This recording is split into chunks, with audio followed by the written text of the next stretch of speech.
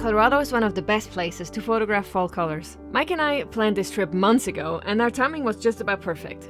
Millions of aspen trees, remarkable mountain peaks, and some fun coming up next. If you're interested in supporting the channel, Mike has just released his 2022 calendar, and you will find the link in the description box. Oh yeah, that's how we're starting this video. All bundled up. It's freezing right now. We're at about 11,000 feet in beautiful Colorado. Chris and I are so excited. We're heading up to Crested Butte today, and Chris decided, she's like, oh, it's only 40 degrees in Durango, so it's not too cold. So you don't need your long johns. Yeah, it's 32 degrees right now up here in the mountains. So she is fired. So we have two lakes. We got a little ponds, one right here and one right here. You got some fog coming off of it, and you have some snow up on these peaks here, something up there too, and sunrise is going to be this way. So we have a big wide open area. This is about the extent of our scouting, so I have no idea what we're going to do right now, but it is absolutely beautiful here. Absolutely beautiful. The fall colors are just about peak. I don't know if there's a photo here, but this is stunning. All right, guys, we are on the M50 now. I have the Z6 over here running a time lapse. Chris is up there. Say hello, Chris. Hello. You know, the long johns, it's not that big of a deal. It's not super cold. It's, like I said, around 32, which is freezing, obviously, but it's not too bad. And I don't have my gloves on.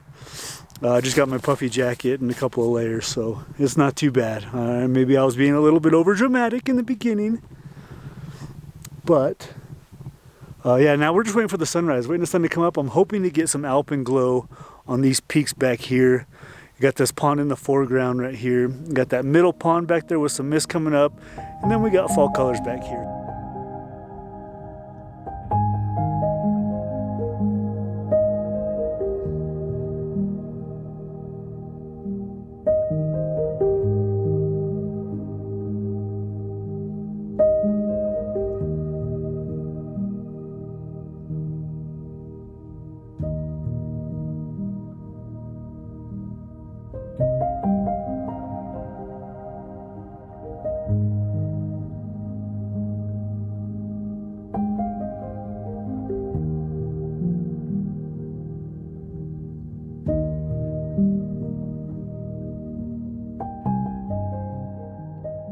Well, the sun didn't do exactly what we wanted, but it's kind of hard when you're at a viewpoint. One of the downsides is there's not a lot of options moving around, so that's okay. What a beautiful start to the morning. All right, 11,000 feet, I'm already out of breath, but what we're doing now, going back to Durango, getting our stuff, having some breakfast, and then we got about a 4-hour drive to Crested Butte.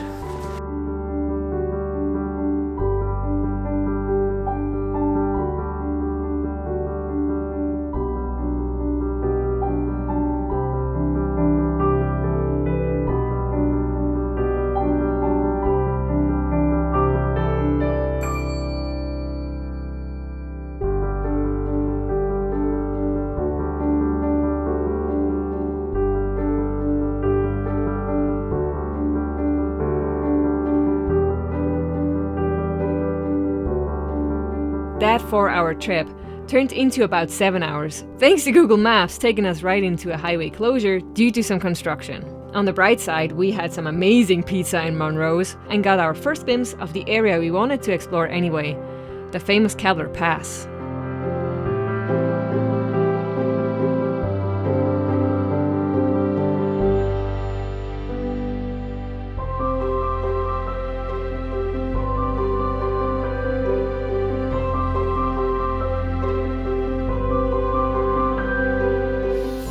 We checked into our hotel for the next 3 nights and woke up to rain and fog the next morning.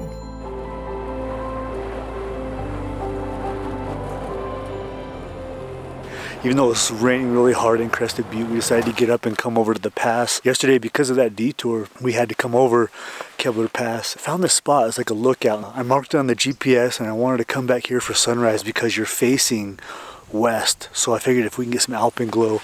It's been snowing on the way in here. more like a sleet. The clouds are starting to kind of break up a little bit, but there's a lot of low-hanging clouds, so there's a lot of atmospherics, fog and stuff like that here. So potentially it could be a really good sunrise with some good conditions as far as like moody clouds and things like that. There was 2 other vehicles here, and one of them just left here a little bit ago, and now it's starting to kind of clear up. So you really got to stay and just wait, just in case. You know, it's I know people are like, oh, it's raining, I'm just gonna get out of here, but man, I've done that too many times only to realize that the conditions were amazing.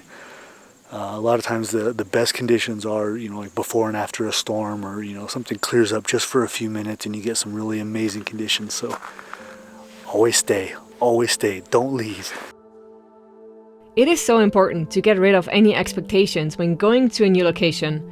If we had only come to photograph the mountain from this overlook area, we would have missed out on some beautiful moody scenes.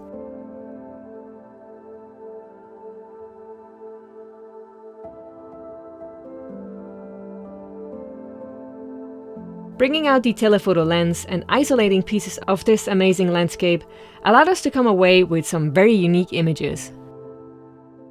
It's starting to rain. I got a lot of shots, so I did a lot of experimenting with long lenses and stuff, so I'm pretty happy with what we have. It's time for breakfast. Second breakfast.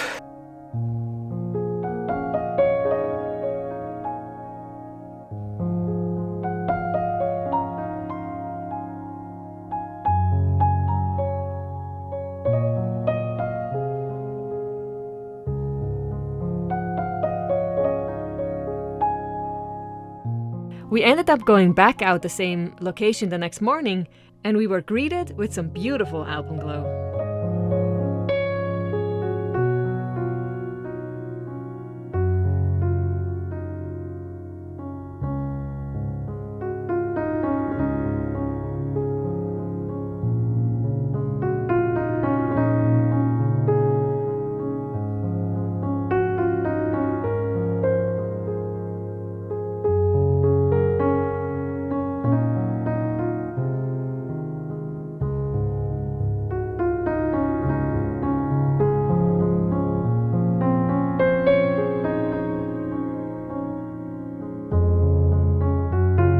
So we were driving back for breakfast back to the hotel. On the way back, this big mountain that's right outside of Crested Butte, I think it's just Mount Crested Butte. It's really big, and it's got some really nice clouds around the base of it, and coming up through the mountain there, we have the sun rising up behind it. On my left side I have some fall colors, and on the right side it's all pine trees, so it's kind of a cool spot. I'm not sure if the right side of the frame is a little too dark with the pine tree, so I might have to brighten that up in post, do a little dodging on it just to not have that area so dark.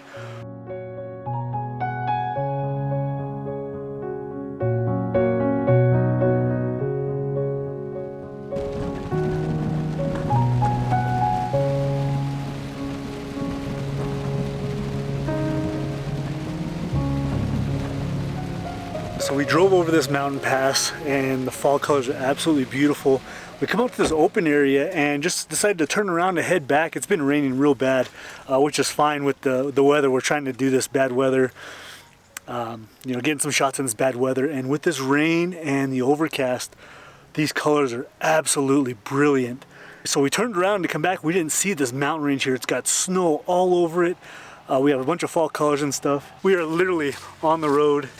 And it's even serious enough that Chris got her camera out. Looking back this way, it's almost the same scene as before with the house, but this time we're up a little bit closer to the mountains without the house. So Chris has the long lens on, the 70-200 f4. This is one of the first times you're really using it, right? Yeah, it's like the second time, I guess. I used it for wildlife before, but I don't think I used it for landscape yet.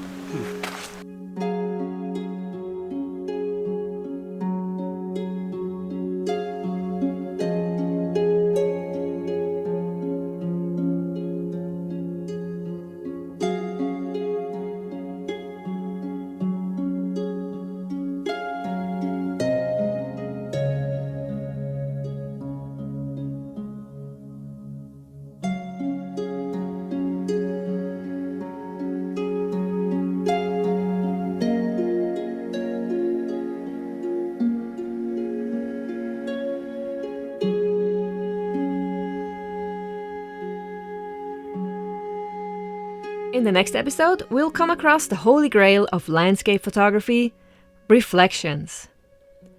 And we go on the hunt for one of Mike's favorite animals. Right up over here, so I'm gonna put this camera down and turn it off right on the trail. And of course there will be second breakfast.